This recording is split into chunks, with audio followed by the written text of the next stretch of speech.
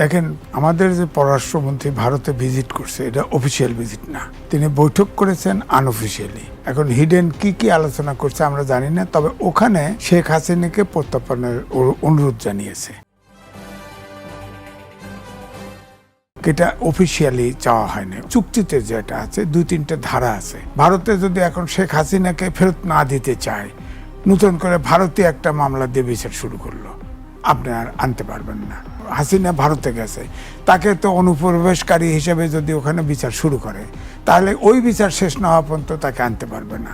1, 2 হচ্ছে ফাঁসি দেওয়া হয়েছে, এটাকে যদি রাজনৈতিক মনে করা হয় যে এই ফাঁসিটা ইন্টেনশনালি রাজনৈতিকভাবে দেওয়া হয়েছে, যে দেশে থাকবে সে দেশ ফেরত নাও দিতে পারে।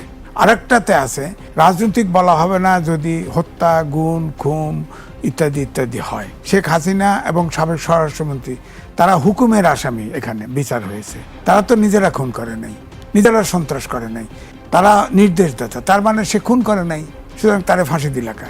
এখন মূল কথা হচ্ছে শেখ হাসিনাকে আশ্রয় দেওয়া হয়েছে রাষ্ট্রীয়ভাবে, কারণ বিরোধী দল, সরকারি দল এবং অন্যান্য রাজনৈতিক দল সম্মত হয়ে তাকে কিন্তু আশ্রয় দেওয়া হয়েছে। আপনি খেয়াল করে দেখেন, 15ই আগস্টের পরেও শেখ হাসিনা এবং শেখ রেহানা ভারতেই ছিলেন, আশ্রয় নিয়েছিলেন।